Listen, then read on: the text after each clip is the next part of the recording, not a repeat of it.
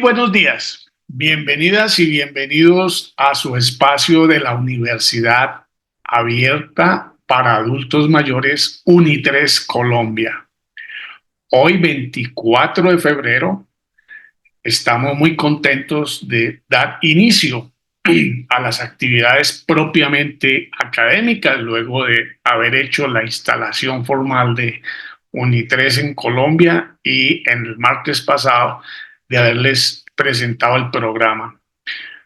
Hoy vamos a tocar un tema que es muy importante y es el origen y evolución de los derechos humanos. Allí vamos a poder comprender que los derechos humanos son un continuo, son el resultado de la evolución de la sociedad humana. Bueno, nosotros hablamos del mundo occidental, pero sin embargo las declaraciones de Naciones Unidas han sido firmadas por muchos países que no hacen parte solamente del mundo occidental, sino que también están Oriente, algunos países árabes. Entonces, es bien importante que miremos hoy de dónde salieron, cuáles son los antecedentes que han permitido que hoy estemos hablando de los derechos humanos y de los derechos humanos de las personas adultas mayores. Antes de comenzar, quiero mandarle un saludo muy especial a una persona que nos escribió en los comentarios del último video. Ella se llama Luz Elena. Está un poquito retirada, un poquito lejos.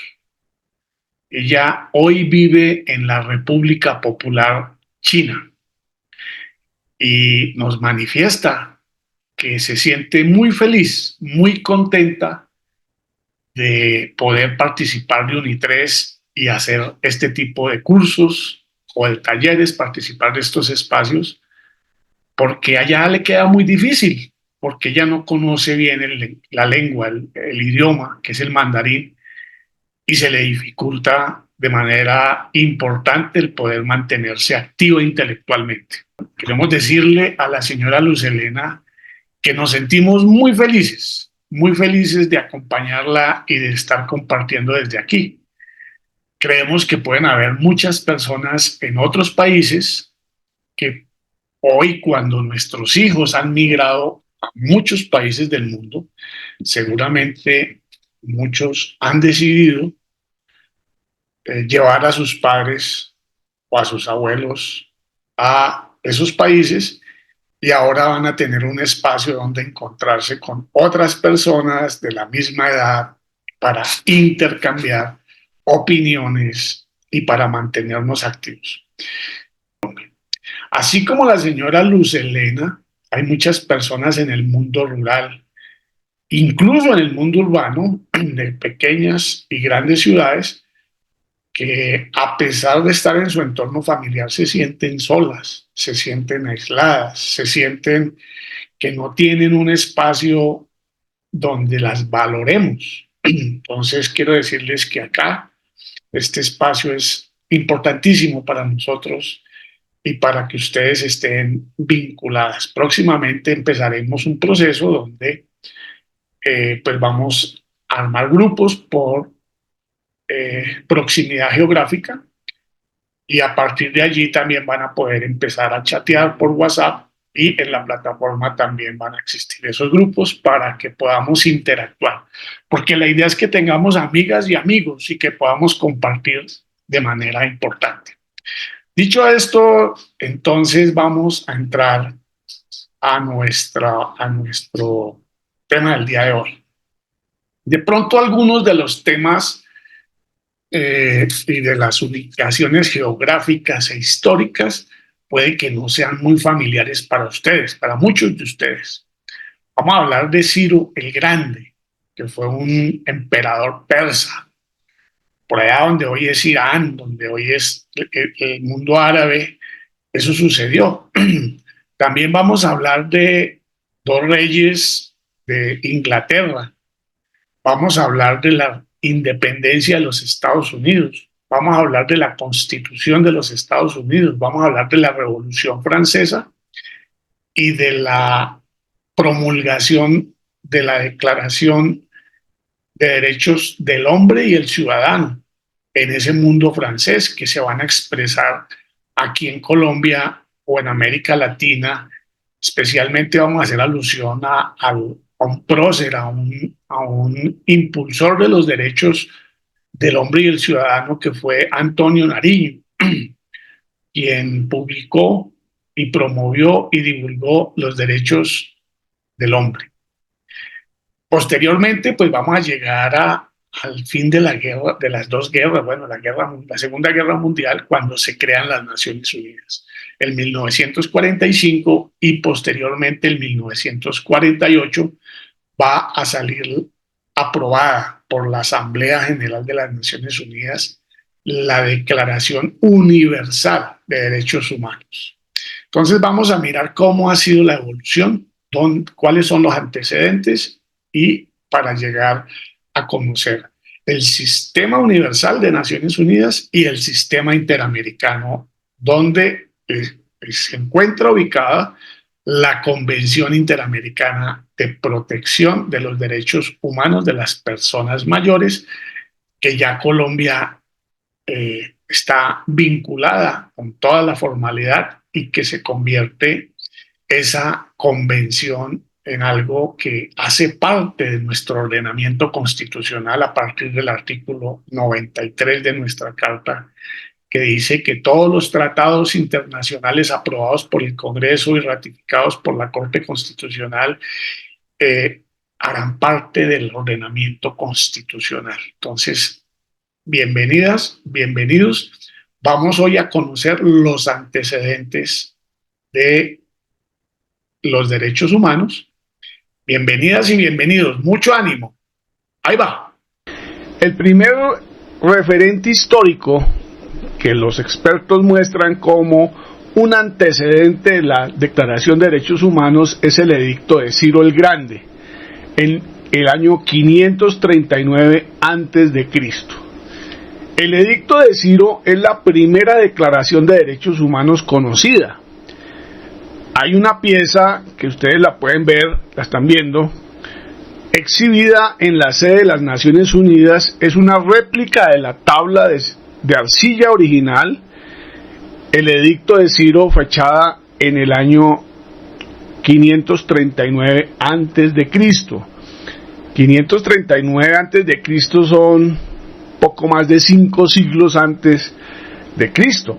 La réplica fue realizada por el Museo Británico a partir del original de su colección. Entonces esa es la tabla de Ciro. ¿Qué dice esa tabla? En ese edicto, Ciro, que es el rey de los persas, entró a Babilonia en el año 539 a.C. sin resistencia y expide el edicto que tiene similitud con los 4 primeros artículos de la Declaración de los Derechos Humanos. O sea, ese cilindro que aparece en la imagen, pues está escrito en sumerio y su contenido se asimila a los 4 primeros artículos. El primero hace referencia a que todos los hombres nacen libres e iguales. El segundo, que nadie podrá ser discriminado por razones de su raza, nacionalidad, credo religioso o lengua. El tercero, el derecho a la vida y la libertad y la igualdad. Y el cuarto, nadie podrá ser sometido a esclavitud o servidumbre. ¿Qué decía ese edicto de Ciro el Grande? Voy a leer la primera parte de ese edicto de Ciro. Recuérdese, este edicto sucede 539 años antes de Cristo.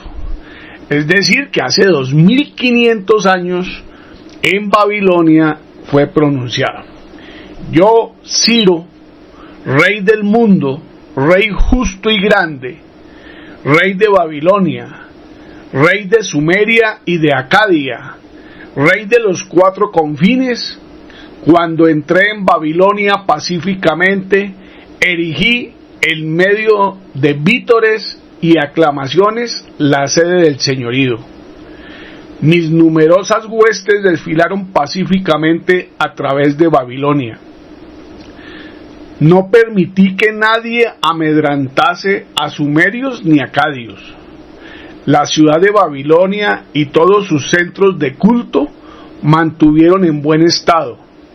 A los habitantes de Babilonia les permití que encontraran descanso a su fatiga. Los liberé de su servidumbre. Devolví su esplendor a los templos de Asur y Susa, Agade y Asuana, que estaban en ruinas desde hacía mucho tiempo. A todas las ciudades devolví sus dioses y reuní a todas sus gentes y las volví en libertad a sus lugares de origen. Así empezó el edicto de Ciro. Y pues es un hito histórico que las Naciones Unidas lo reconocen como la primera declaración de derechos humanos, o como antecedente de la Declaración de Derechos Humanos, el primer antecedente. Bueno, entonces ya tenemos nuestro primer elemento de historia. Se llama el edicto de Ciro. Ahora vamos al segundo elemento. Se llama la Carta Magna de 1215 de Inglaterra. En Inglaterra reinaba el rey Juan I, luego de perder una guerra con Francia que le invadió buena parte de su territorio. Por eso pasa la historia este rey como el rey Juan sin tierra, porque se perdió casi todo el territorio en una guerra con Francia. Producto de esa pérdida en la guerra, empezó a cometer abusos contra sus súbditos, incluida la iglesia y los señores feudales, los nobles, quienes se tomaron a Londres y lo obligaron a firmar una carta, que es la carta que se conoce como Carta Magna, que limita los poderes del rey y otorga un conjunto de derechos a sus súbditos. Entonces, ese fue Juan I de Inglaterra. Ahí está firmando la carta que se conoce como la Carta Magna. Esa Carta Magna recoge los siguientes aspectos: el derecho de la Iglesia a estar libre de la intervención del gobierno, es decir, del rey; los derechos de todos los ciudadanos libres a poseer y heredar propiedades y que se les protegiera de impuestos excesivos. Estableció el derecho de las viudas que poseían propiedades para decidir no volver a casarse. El rey podía volverlas a casar, entonces le quitaron ese derecho. Establece principios de garantías legales a la igualdad ante la ley, y también contenía disposiciones que prohibían el soborno y la mala conducta de los funcionarios. Parece que ese tema es un tema recurrente. Estamos hablando de 1215 en Inglaterra, con el rey Juan I, que pasó a la historia como Juan sin tierra. ¿Por qué se llama Juan sin tierra? Porque perdió la mayoría de sus territorios en una guerra que perdió con los franceses. Entonces así pasó a la historia en Inglaterra. Un tercer elemento, ya llevamos dos: llevamos el edicto de Ciro y llevamos la Carta Magna. Otro antecedente se llama la Petición de Derechos de 1628, también en Londres. El Parlamento inglés, integrado pues por sus dos cámaras, la Cámara Alta o Cámara de los Lores, donde están los nobles, y la Cámara Baja o Cámara de los Comunes, donde estaban los burgueses, los artesanos, en 1628 le enviaron una petición de reconocimiento de los derechos civiles al rey Carlos I de Inglaterra, en el que se establecieron los primeros derechos civiles de los ciudadanos ingleses. Entonces el Congreso, el Parlamento inglés, le dice a el rey Carlos I que por favor le reconozca un conjunto de derechos, y entre ellos se logra establecer los siguientes 4. No se podrá recaudar ningún impuesto sin el consentimiento del Parlamento. No se puede encarcelar a ningún súbdito sin una causa probada. A ningún soldado se le puede acuartelar debido a su ciudadanía o nacionalidad. No puede usarse la ley marcial en tiempos de paz. Acuérdense que uno de los elementos que dio origen a la nueva Constitución de 1991 es que Colombia duraba mucho tiempo, casi todo el tiempo, en estado de sitio. Entonces, aquí dice, no se podrá usar la ley marcial en tiempos de paz. Y obviamente, pues el rey le tocó acoger este tipo de solicitudes, y entonces encontramos el tercer elemento que tenemos como antecedentes de los derechos humanos que hoy conocemos. Entonces tenemos, primero, el edicto de Ciro; segundo, la Carta Magna; tercero, la petición de derechos humanos de 1628. Vamos al cuarto. Es la Declaración de Independencia de los Estados Unidos. La Declaración de Independencia de los Estados Unidos fue elaborada por Thomas Jefferson. Fue debatida, modificada y aprobada finalmente por el Congreso Continental el 4 de julio de 1776.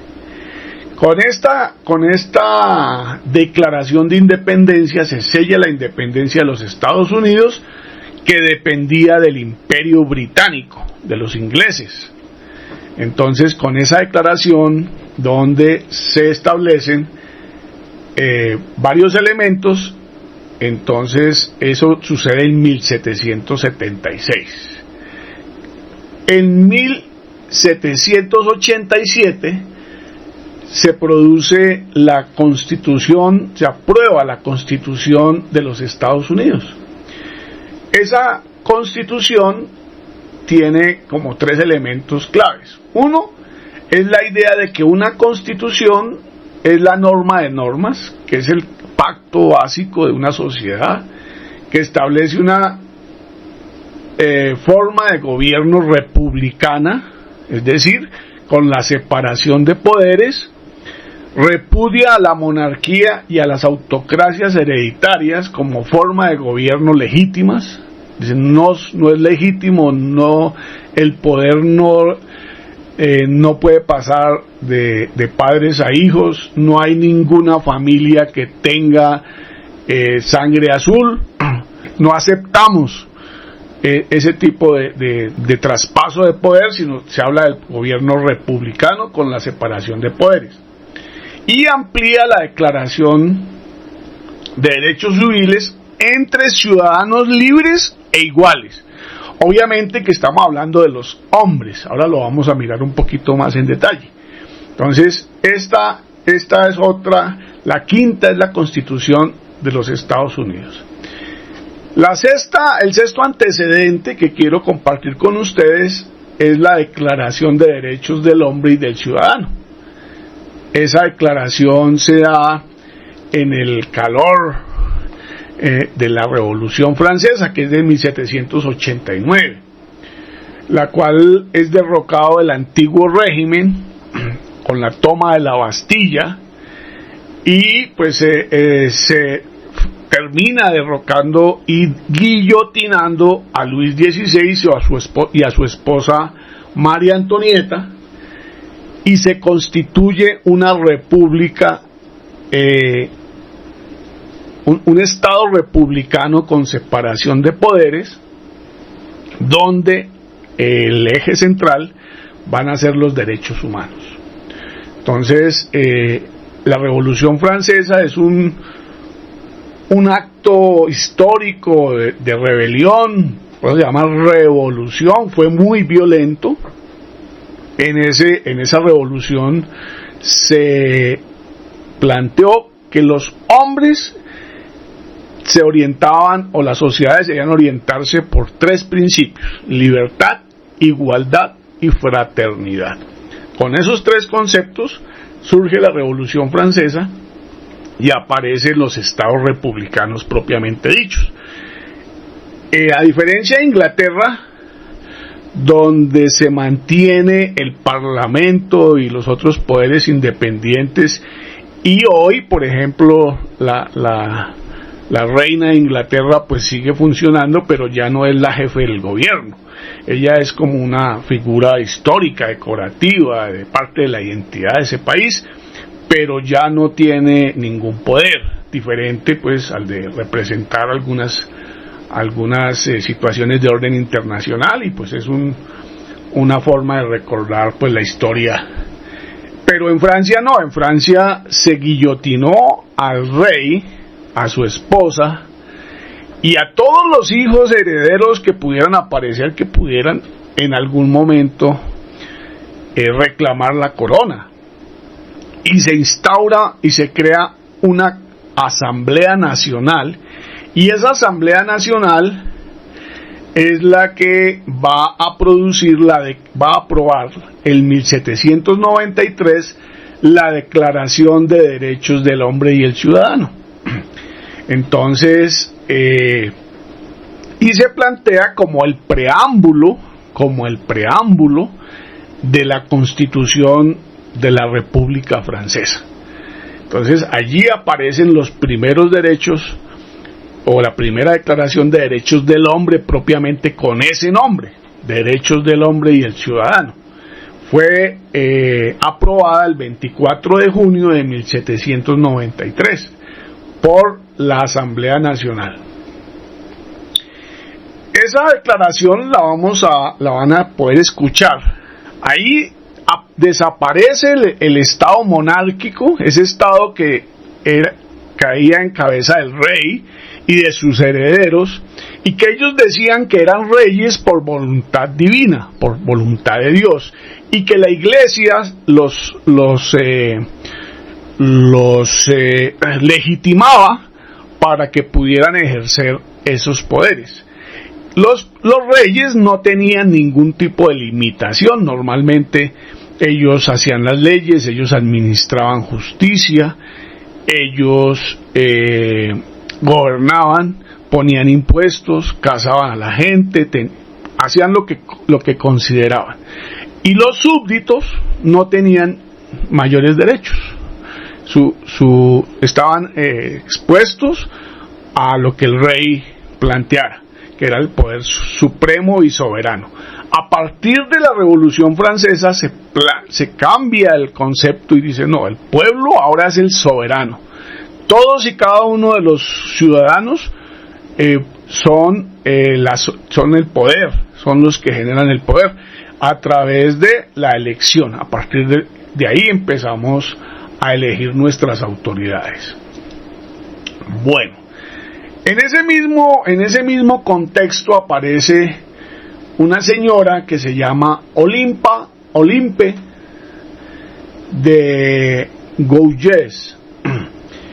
Ella también fue una mujer revolucionaria de ese proceso de la Revolución Francesa, y cuando aparece o va a aparecer la Declaración de los Derechos del Hombre y el Ciudadano, ella dice, no, pero un momentico, ahí no estamos representadas las mujeres. Entonces ella presenta la Declaración de Derechos de las Mujeres y las Ciudadanas. Sus propuestas fue considerada por la Asamblea como una utopía, y ella resultó guillotinada por proponer semejante exabrupto antirrevolucionario. O sea, los derechos a los hombres, pero las mujeres no, las mujeres seguían en la casa. Entonces, ella es uno de los íconos de la reivindicación de los derechos de la mujer. Recuérdese que en Colombia las mujeres hasta 1957 no votaban, no tenían derechos políticos, eran consideradas menores de edad. Es más, si tenían una herencia, llegaban a heredar porque sus padres les dejaban algunos bienes, o la señora enviudaba y quedaba con los bienes del esposo, tocaba nombrarles una albacea, alguien que les administrara los bienes, porque se consideraban a las mujeres menores de edad. Bueno, entonces esta señora, pues vale la pena hoy aquí hacerle un homenaje, Olympe de Gouges, porque ella fue una de las fundadoras de la idea de que los hombres y las mujeres tienen los mismos derechos y los mismos deberes. Entonces, esa es una lucha que se sigue desarrollando. Años muy cercanos, en 1795, esa Declaración de los Derechos del Hombre y del Ciudadano van a caer aquí en América a través de el criollo Antonio Nariño. En el Virreinato de la Nueva Granada, en 1795, Nariño fue sentenciado como culpable de haber traducido, impreso y divulgado la Declaración de los Derechos del Hombre y el Ciudadano. Fue condenado a 10 años de prisión en África, confiscados todos sus bienes, incluidos su taller y su imprenta y su biblioteca, y fue desterrado de América por el delito de haber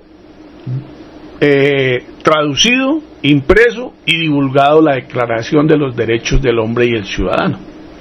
Es uno de los próceres de nuestra independencia.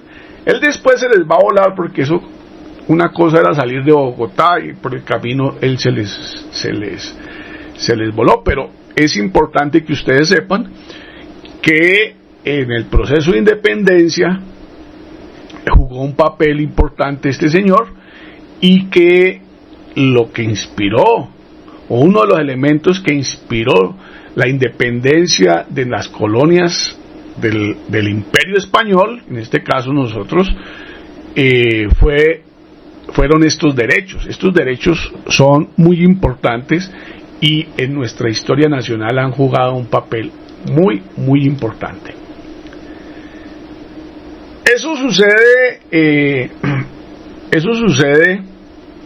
y pues tienen que pasar en Europa 2 grandes guerras devastadoras, sangrientas, crueles, que destruyeron casi toda la infraestructura de ese continente, para que en 1945 decidieran crear una organización que se llamó la Organización de las Naciones Unidas, con el propósito de promover la paz mundial y que nunca más se volviera a suceder una guerra mundial que destruyera de esa manera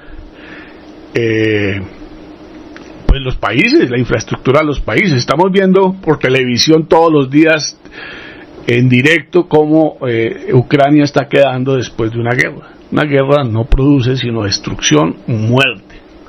Por eso en nuestra Constitución uno de los derechos fundamentales es el derecho a la paz, y dice que es de obligatorio cumplimiento. O sea, no es que si me gusta o no me gusta. Bueno, en 1945 entonces, después de haber visto ese holocausto que se cometió contra los judíos y las minorías étnicas por parte de una raza superior, entonces que fue liderada en Alemania por Hitler, entonces, y después de derrotarlo, entonces se reúnen y crean la Organización de las Naciones Unidas. Esa organización tiene un propósito, y es promover la paz mundial y el desarrollo. En 1948 la Asamblea General proclama la Declaración Universal de los Derechos Humanos como el medio para promover la paz, la convivencia, el respeto de la dignidad de las personas de todas las naciones del planeta, iniciándose un proceso de reflexión y aprobación de declaraciones, convenciones, protocolos que pretenden reconocer y buscar la efectividad de los derechos de todas y todos los ciudadanos y los seres humanos del mundo. Esa declaración tuvo como una de sus principales protagonistas a Eleodora Roosevelt, la esposa del presidente Roosevelt. Y a partir de allí se las naciones que conforman las Naciones Unidas, hoy son 192 países, cada vez que se hace una declaración para garantizarle los derechos y la dignidad a las personas, ellos se someten, nadie los obliga, ellos van y aceptan que esa declaración afecte a sus ciudadanos. Así pasa con diferentes instrumentos. Entonces, a partir de 1948, el 10 de diciembre, por eso el 10 de diciembre es el Día Internacional de los Derechos Humanos a nivel mundial, porque ese día se proclamó en la Asamblea General, se proclamó la Declaración Universal de los Derechos Humanos. A partir de ahí se van a venir dando un conjunto de instrumentos. Ese proceso continúa, cada vez estamos reflexionando sobre cuáles son los derechos que tenemos o que deben tener y qué posibilidades, y si todos somos iguales o tenemos algunas condiciones de discriminación. En 1965 se aprobó la Convención Internacional sobre Eliminación de todas las formas de discriminación racial. En 1966 el Pacto Internacional de Derechos Civiles y Políticos. En 1966 se crea el Comité de Derechos Humanos de las Naciones Unidas. En el 79 la Convención sobre Eliminación de todas las formas de discriminación contra la mujer. Mire, hasta 1979. En 1984 la Convención contra la tortura y otros tratos o penas crueles, inhumanos o degradantes. En 1989 la Convención sobre los Derechos del Niño. En 1990 la Convención Internacional sobre la Protección de los Derechos de todos los trabajadores migratorios y de sus familiares. En 2006 la Convención Internacional para la Protección de todas las personas contra las desapariciones forzadas. En 2006 la Convención sobre Derechos de las Personas con Discapacidad. En el 2008 el Protocolo Facultativo del Pacto Internacional de Derechos Económicos, Sociales y Culturales. En 1966 también se hizo el Protocolo Facultativo del Pacto Internacional de Derechos Civiles y Políticos. Estos son algunos de los instrumentos que han salido. El año antepasado, por ejemplo, salió una declaración con los derechos de los campesinos y demás habitantes del mundo rural. ¿Por qué? Porque se considera que los campesinos están en desventaja, están en inferioridad de condiciones frente al acceso al ejercicio de sus derechos que las personas que viven en las ciudades. Lo mismo que se ha hecho con los niños, lo mismo que se ha hecho con los derechos de la mujer, de las personas en condición de discapacidad. Bueno, ahí vamos mirando. Pero no solamente tenemos el conjunto de declaraciones que se hacen en las Naciones Unidas. Nosotros aquí en las Américas tenemos una organización que se llama la OEA, la Organización de Estados Americanos, que sus decisiones solamente rigen para los países de los estados que quedan en América y que están allí integrados. Ellos también, ahí hay otros instrumentos también que tienen que ver con los derechos humanos. La Convención Americana de Derechos Humanos se hizo en 1969, posteriormente la Convención Interamericana para Prevenir y Sancionar la Tortura. Después se firmó el Protocolo de San Salvador, que es el protocolo adicional a la Convención Americana en materia de derechos económicos, sociales y culturales. Posteriormente, el protocolo a la Convención Americana de Derechos Humanos relativo a la abolición de la pena de muerte. Nosotros en Colombia tenemos prohibida la pena de muerte. Después viene la Convención Interamericana para Prevenir, Sancionar y Erradicar la Violencia contra las Mujeres, se llama la Convención de Belén do Pará. La Convención Interamericana sobre Desaparición Forzada de Personas, la Convención Interamericana para Eliminar todas las formas de discriminación contra las personas con discapacidad, La Convención Americana contra el Racismo, la Discriminación Racial y las Formas Conexas de Intolerancia, la Convención Interamericana contra toda forma de discriminación e intolerancia, la Carta de la Organización de los Estados Americanos, la Carta Democrática Interamericana, hay una Carta Social de las Américas que tiene los derechos económicos, sociales y culturales, la Declaración Americana sobre los Derechos de los Pueblos Indígenas, la Declaración de Principios sobre la Libertad de Expresión, los principios y buenas prácticas sobre la protección de las personas privadas de la libertad en las Américas, los principios interamericanos sobre los derechos de todas las personas migrantes, refugiadas, apátridas y víctimas de la trata de personas, la Convención Interamericana sobre la protección de los derechos humanos de las personas mayores, es decir, de los adultos mayores. Bueno, ya hemos hecho un recorrido por la historia desde Ciro, el emperador persa, pasamos por Inglaterra, pasamos por Estados Unidos, fuimos a Francia, vinimos a la independencia, entonces pasamos a Nueva York, a la Asamblea General de las Naciones Unidas. Y también conocimos, de alguna manera, no lo hemos explicado, pero lo vamos a explicar, lo va a explicar el profesor Juan Navarrete, en qué consiste el Sistema Interamericano de Protección de los Derechos Humanos. Pero ya vimos que la Convención Interamericana de Protección de los Derechos Humanos de las Personas Mayores, pues hace parte de un proceso de reconocimiento de derechos, así como se reconocen los derechos del niño, de la mujer, de las personas en condición de discapacidad, de las personas con orientación e identidad de género diversa, las poblaciones indígenas, poblaciones afro, la población campesina, que se encuentran en estado de desventaja frente a otros colectivos. Lo que está haciendo el Sistema Interamericano de Protección de Derechos Humanos es reconocer que las personas mayores en la sociedad actual estamos en desventaja. Y eso implica que hay que generar un conjunto de acciones por parte de los estados para nivelar el terreno, para que no quedemos en desventaja. Pero para eso se requiere que también nosotros, nosotras y nosotros, pues nos los apropiemos como nuestros derechos.